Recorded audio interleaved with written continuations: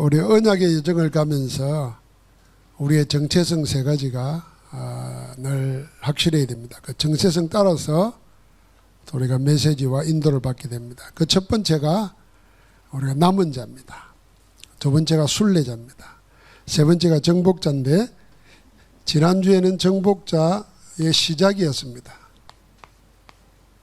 오늘 두 번째로 정복자가 항상 누릴 것이 뭔가 하는 것을 생각합니다. 흩어진 제자들은 사실은 제자들이 다 흩어졌습니다. 또 전도하려면 흩어져야 됩니다.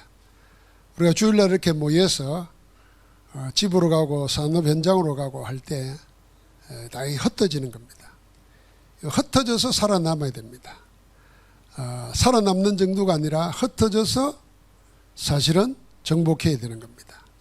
그래서 렘넌트들은 어디에 가 있었냐면 아무도 없는 곳에 있었습니다.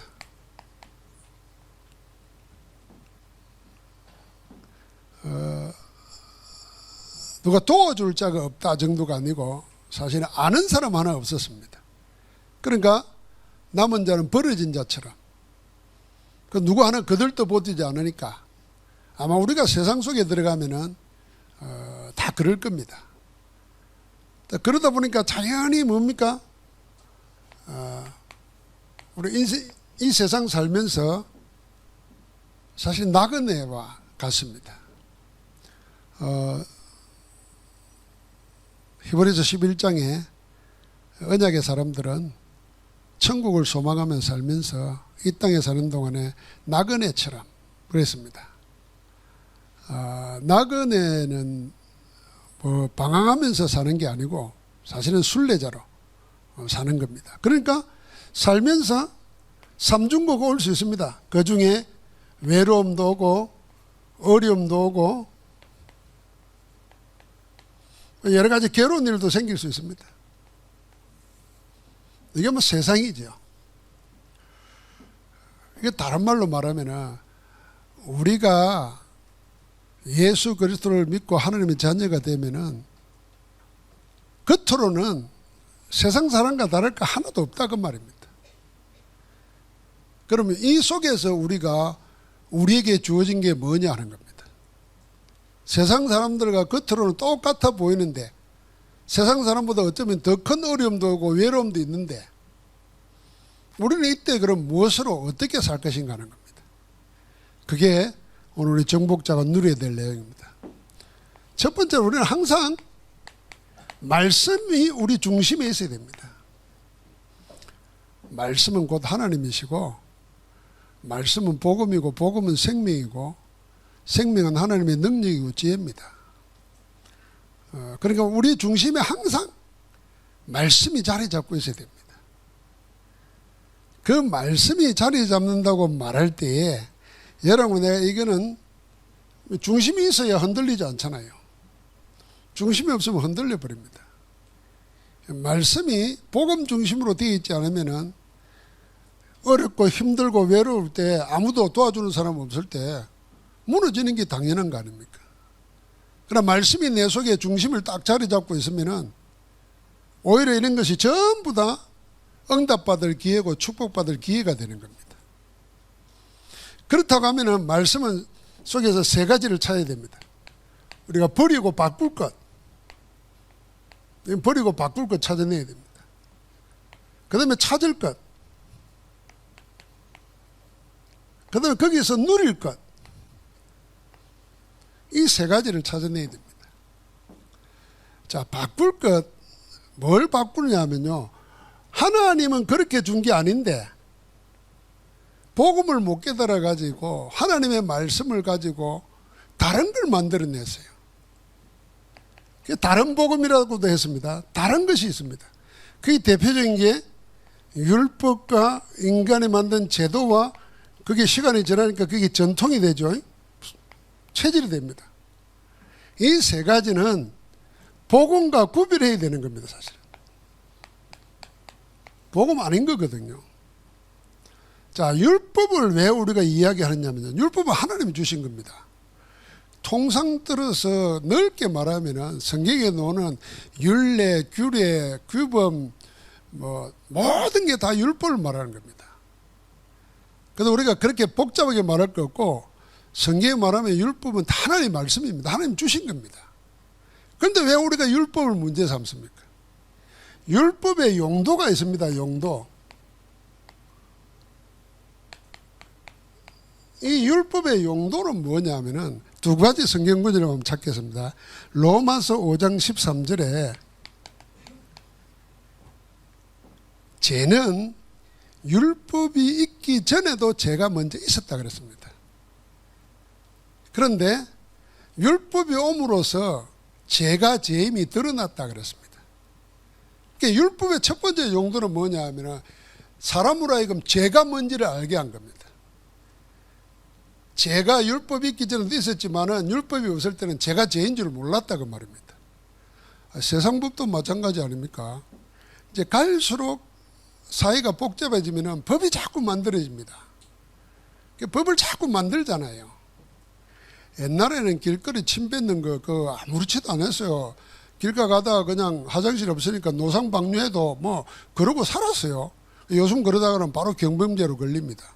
왜요? 법조항이 그리 돼 있다니까. 작년까지만 해도요, 차 운전하고 갈 때 오른쪽 우회전할 때 그냥 돌면 돼요. 근데 지금은 딱 서야 돼요. 그걸 멈추지 않고 그냥 돌면은 그 이제 교통법규에 걸리는 거예요. 그러니까 율법이 왜 있냐면은 죄를 밝혀 드러내는 겁니다. 자, 죄를 밝혀 드러내 가지고 어떻게 하려고 하느냐 하는 겁니다. 그 다음에 나오는 용도가 갈라디아서 3장 24절이에요. 믿음이 오기 전에 율법이 있었는데 이 율법은 우리를 그리스도 앞으로 인도하는 초등교사라 그랬습니다. 그리스도 앞으로 인도하는 것이 율법의 목적입니다. 초등교사가 뭐냐 하면은 사전에 학교 들어가기 전에 기본적인 것을 가르치는 자입니다. 그래서 그 사람이 학교에 입학시켜 가지고 학교 선생님께 모든 교육을 맡기는 거예요. 그래서 요즘 말하면 아이를 집에서 데려다가 학교에 데려주고 마치면 데려오고 하는 게 초등교사예요. 그럼 율법은 초등교사라. 어디까지요? 그리스도께로 인도하는 초등교사입니다. 그러면 율법을 통해서 뭘 깨달아야 되죠? 그리스도를 깨달아야 됩니다. 자, 죄가 있어요. 이게 죄인 줄도 몰랐단 말이에요. 근데 죄가 드러나니까 죄의 삭은 사망이라 반드시 처벌받게 돼 있고 심판받게 돼 있어요. 그렇게 죄를 해결해야 되잖아요. 해결할 힘이 없어. 그래서 해결하도록 하나님이 길을 열어놨는데 그분이 그리스도라. 그 그리스도 앞으로 우리를 인도하는 겁니다. 율법이. 너는 그리스도라야 이거 해결받는 거야 이런 겁니다. 그러니까 율법은 하나님이 주신 거라니까. 뭘 위해서요? 우리를 죄를 알고 죄에서 구원받게 하시려고. 거기까지 가야 되는 거예요. 자, 이건 그럼 하나님의 말씀 맞습니다. 그런데 이 율법을 다른 용도로 쓴 겁니다.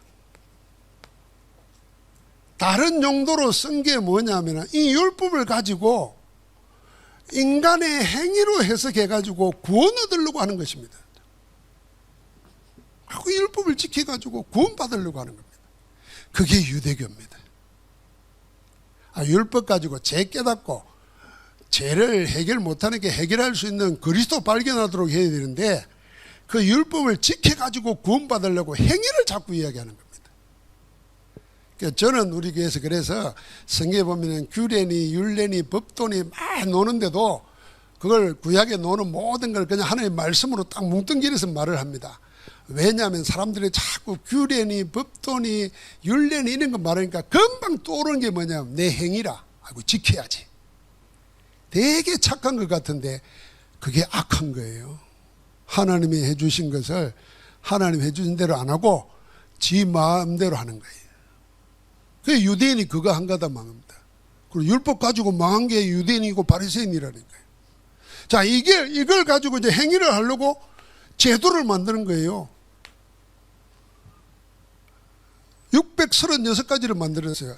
지금식으로 말하면 법을 만들어 놓고 시행규칙을 만든 겁니다. 그래서 안식일에는 몇 킬로 이상 걸으면은 안식일 범한 거라.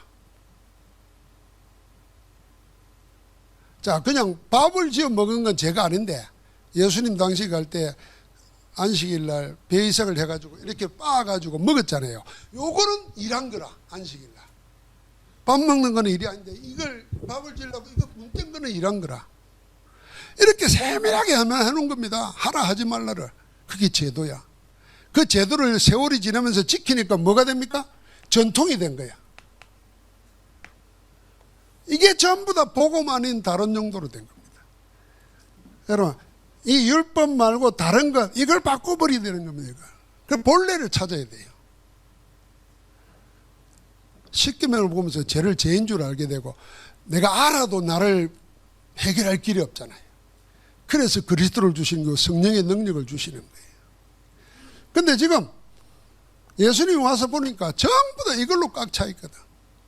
이걸 바꾸라는 겁니다. 다른 거 버리라는 겁니다. 그래서 뭘 찾으라고요? 그리스도를 찾으라는 거예요. 그리스도. 그래서 물은 겁니다. 너희는 나를 누구라느냐? 그래서 사람들이 전부 다 뭐 엘리야니 예레미야니 선지자니 세례 요한이니 그러고 있습니다. 그런 면이 있지만은 그게 전부가 아닙니다. 그래서 그러면 너희는 나를 누구라느냐? 베드로가 한 말이 아닙니다. 하나님 아버지께서 베드로의 입을 통해서 온 세상을 향하여 선언하고 공포한 겁니다. 주는 그리스도시요 살아계신 하나님의 아들이십니다. 하나님이 공포하신 그대로 우리가 고백하는 겁니다. 그렇지, 예수님은 그리스도입니다. 나와 관계없이 나를 규정해 놓은 원죄에서 나를 해방시켜 주실 유일하신 그리스도가 바로 주님이십니다. 사단의 세력을 꺾으실 왕이 바로 주님이십니다. 우리를 영원한 저주에서 해방시켜 주실 분이 바로 주님이십니다. 그 말입니다. 그 말. 그리스도를 찾아야 됩니다. 그러니까 제자들이 그렇게 고백해 놓고도 변화산상에 올라갔는데 전통 그대로 가지고 있는 거예요. 하나는 모세를 위하여, 하나는 엘리야를 위하여. 모세는 율법의 대표자고 엘리야는 선지자의 예언자의 대표자입니다. 이 구약 성경을 말하는 거예요. 아직도 구약에 머물러 있는 겁니다. 그리스도가 오셔서 그걸 다 성취하셨는데 집을 세 개 똑같이 짓자는 거예요. 하나는 주를 위하여, 하나는 엘리야를 위하여, 하나는 모세를 위하여. 이 말이 참 좋은 말 같잖아요. 영적으로 말하면 예수님을 그냥 모세나 엘리야 수준에 머물러 놓는 겁니다. 하나님이 구름 가운데 나타났습니다. 우리는 구름 그러면 아이고 비올 모양이다 이러지만은 구약시대 때나 신약시대 때는 전통이 뭐냐 하면 구름이 가려면 하나님이 임재한다는 뜻이거든요. 그러니까 무서워서 납작 엎드는 거예요. 두려워서. 그때야 주의 말씀이 들리는 겁니다. 이는 내 사랑하는 아들이요 내가 저를 기뻐하노라. 너는 저의 말을 들으라. 눈을 떡 들어보니까 모세와 엘리야는 간데없고 성경 말씀에 오직 예수 외에는 아무도 보이지 않더라. 그래서 이게 우리의 영적 상태 되어야 됩니다. 예수 말고는 아무도 안 보여야 돼요. 아멘입니까? 우리 눈에 예수 그리스도만 보여야 되는 거예요. 그게 성령 충만이에요. 그게 시대를 살아가는 일이에요. 예수 외에는 남편 안 보여야 돼요. 예수 없는 남편 안 보여야 돼. 예수 없는 아내 안 보여야 돼. 예수 없는 자식 안 보여야 돼. 그런데 예수는 안 보이고 자식만 보이고 남편만 보이니까 그걸 세상에서는 변함없는 사랑이라 그러고 웃기고 있네. 그건 틀린 거예요. 그거. 그래서 세상에 하나님 없는 영적인 축복 모르는 사람들은 사랑하는 여자 남자가 전부라고 생각하잖아요. 그래서 그런 시를 써놓잖아요. 절대적인 사랑, 뭐 앤드리스 러브 말하잖아요. 그 전부 다 뭐 하나님 없는 거예요. 하나님. 우리는 뭐 하라고요? 오직 예수에는 아무도 보이지 아니하더라. 그럼 우리 남편과 아내는 뭡니까? 그 예수 안에서 보여야 돼요. 그러니까 주님이 그랬어요. 네 부모와 친척과 자식과 다 버리고 나를 따르라는 거예요. 안 그러면 나와 상관없다는 거예요. 그 말이 뭔지 압니까? 그러면 이제 자식도 다 버리고 그냥 혼자 예수 믿어야 된다. 그 말입니까? 예수 안에서 서로를 봐야 된다고 말이에요. 서로를 보는데 그 안에서 예수가 보여야 돼. 할렐루야. 언제 여러분 손주가 이쁩니까? 아이고 저 새끼 안에서 내 새끼가 보이는구나. 이래야 손주지. 그 남이요. 남의 새끼요. 예손주들은 사실은 섭섭해할 것 없어요. 나는 예손주만 했으니까 남의 새끼잖아. 성도 이시도 아닌데 뭐. 근데 언제 턱 쳐다볼 때 보면요, 내 새끼 이게 보이는 거야. 그래야 기쁜 거잖아요. 그래 봐야 된다니까 우리가. 손주를 보니까요, 우리 어릴 때 결혼 사진을 보니까 똑같아. 우리가 서로를 볼 때 그래 봐야 됩니다. 나는 아내를 보고 아내는 나를 보는데 딱 보니까 그 안에 있는 예수가 보이고 예수로 엮어지고 예수로 하나 되고, 그게 천국입니다. 그게 천국. 할렐루야. 좀 표현 좀 하세요. 그게 천국이라니까.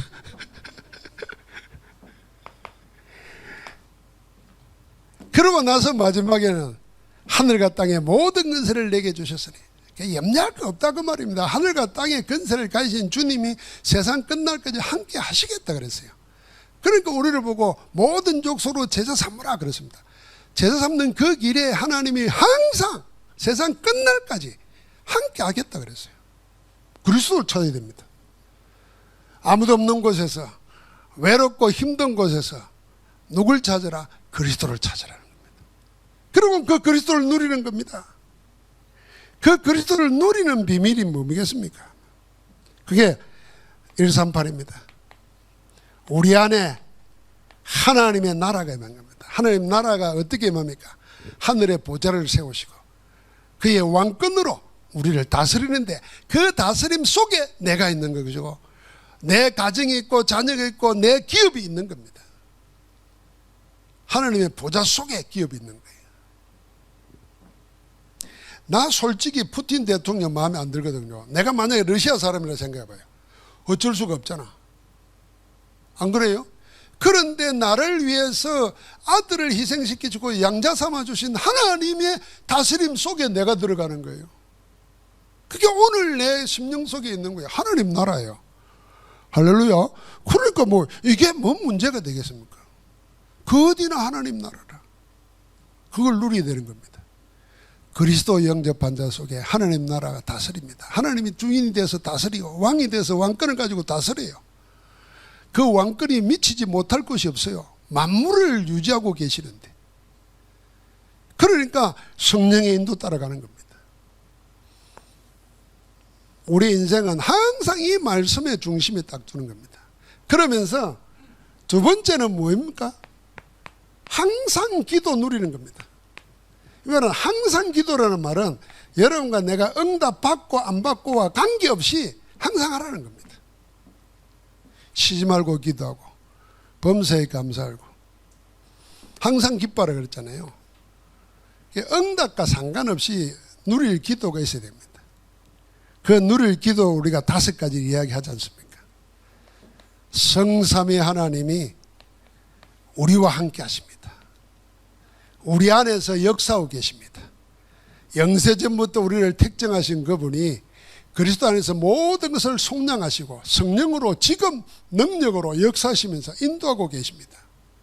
우리를 흠없고 거룩하고 온전한 자로 세우실 것으로 작정하셨습니다. 내 인생은 어디 속에 있나? 요 하나님 안에 있습니다. 오늘도 그건 누리도록 기도하는 거예요. 그러면서 그분이 실제로 우리를 누리도록 영적 축복을 주셨는데 그게 뭡니까? 보좌의 능력으로 함께 하시는 겁니다. 보좌의 능력이 내 안에, 내 영혼 속에, 내 삶 속에 임하도록. 그래서 아무도 거부 못할 하나님의 정의가 나와 교회와 현장에 나타나도록.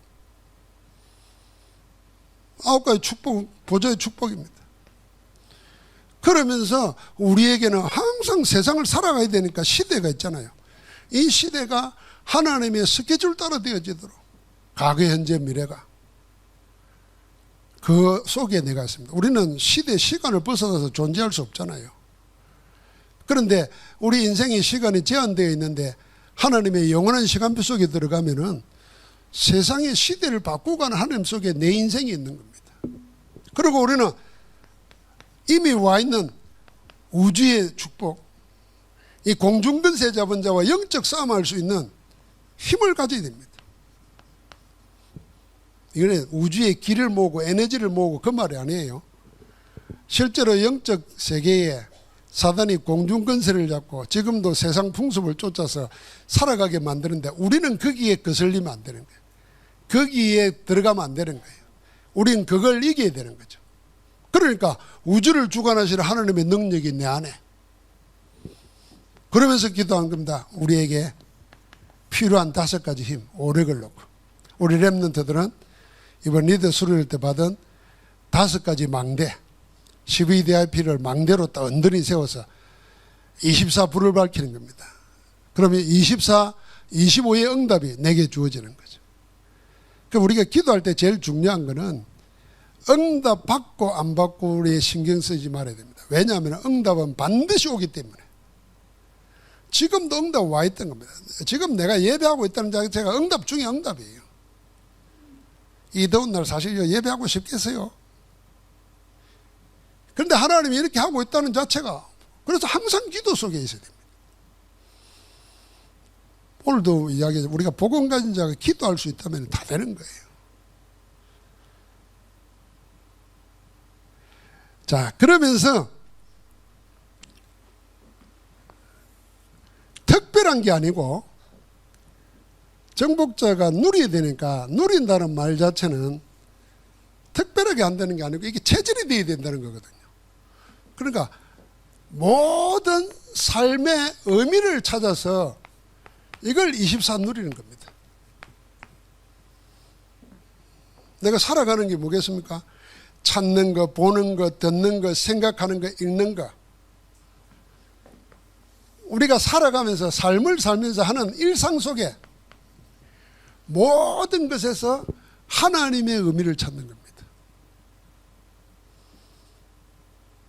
무엇 때문에 하나님이 이를 허락하셨을까? 그 의미를 찾는 거예요. 자, 마치고 우리 장례식장에 같이 가서 예배할 겁니다. 내가 한 40일 전에 내가 장례 예배는 늘 인도했지만 내가 장례한 거는 정말 오랜만이잖아요. 몇십 년 만인데 장례 당해보니까요 의미가 다르더라고요. 나는 진짜 그 전국에 있는 목사님들이 그 내 사는 동네까지 오려면 힘들어요. 한 4시간, 5시간 걸리잖아요. 마치고 또 올라가면 하루 종일이잖아요. 그래서 진짜로 오지 마라 그랬어요. 오지 마라고 그래도 간절히 부탁했어요. 가족장으로 하니까. 오지 마라 그래도 꼭 올 사람이 있죠. 그러나 내가 알지. 내가 이거 이런 마음이 들 때 내 친구들한테 그랬어요.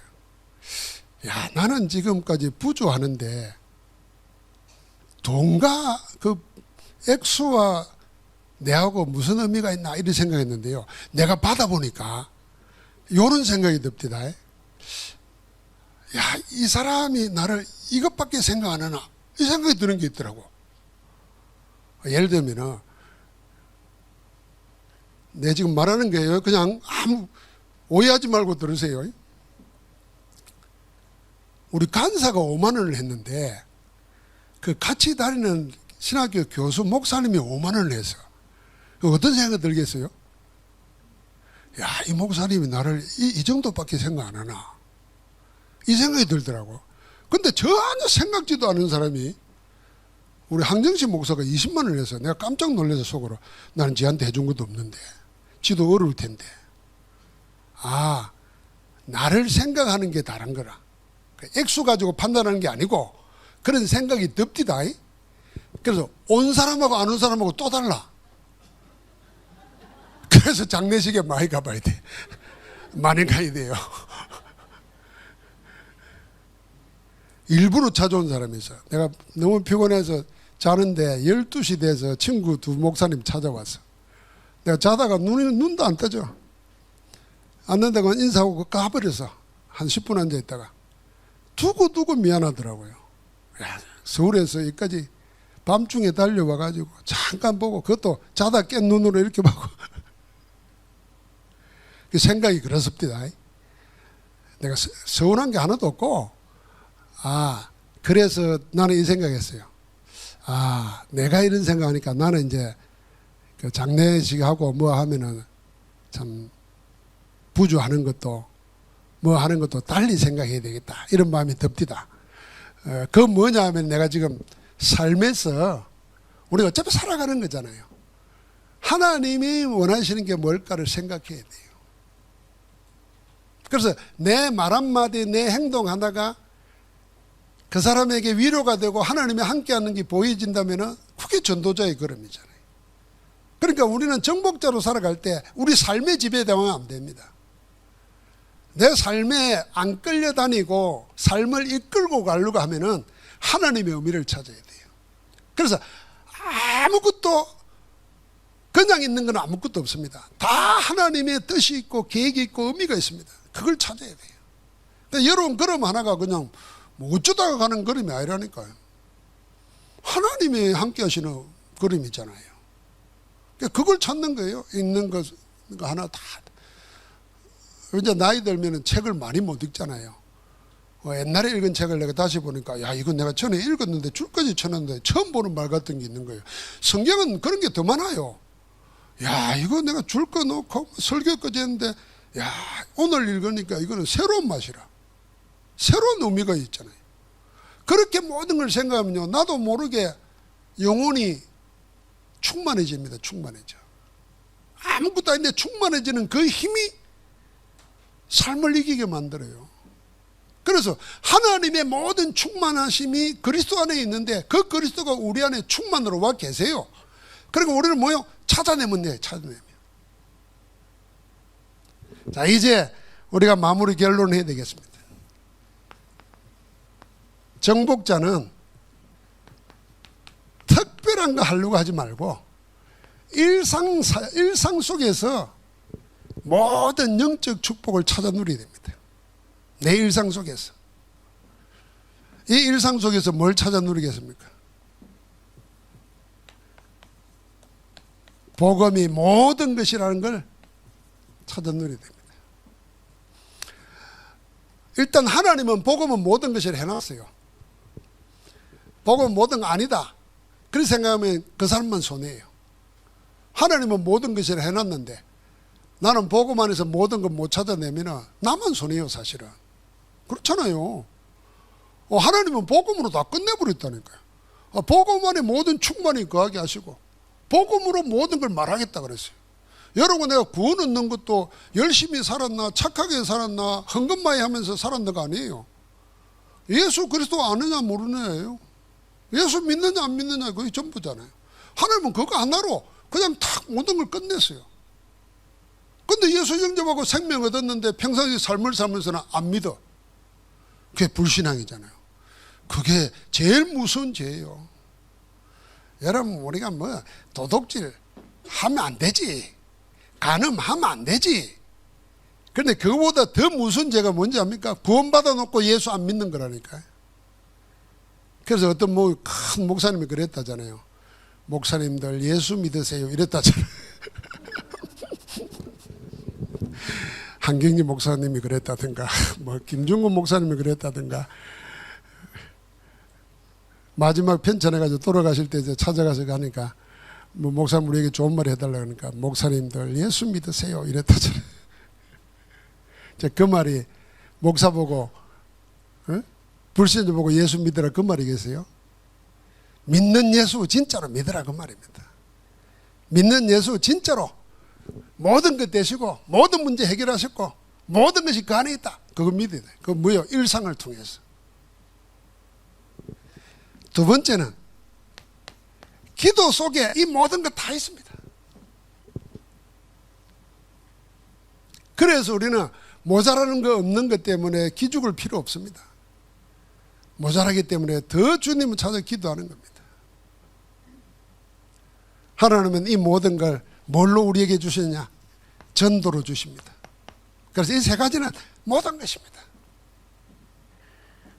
제가 전도에 대해서 참 사랑하는 성경 구절은 디도서 1장 3절이에요. 하나님이 자기 때에 자기 말씀을 전도로 나타내셨으니. 난 지금도 생각하면 눈물 나요. 내가 하나님의 때를 어떻게 알겠습니까? 하나님이 숨겨놓은 말씀을 전도로 나타내시니까 내가 전도자로 산다 그래 보십시오. 우리가 복음 전할 때 하나님의 때가 그 사람에게 이루어지는 거예요.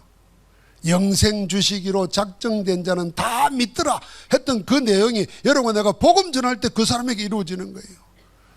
그럼 나는 하나님의 손발이 되어 있는 거예요. 하나님의 손발이 되어 있는 내가 뭘 염려하고 걱정하겠습니까? 하나님이 책임지시지.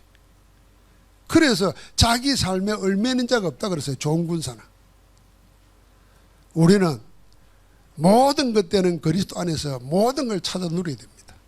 그래야 이 정복자는 남을 정복하는 게 아니고 나를 정복하고 내 과거를 정복하고 내 현실을 정복하고 그래서 다른 사람의 미래까지 살리는 정복자입니다. 오늘도 그 안에서 승리하기를 주의 이름으로 축복합니다.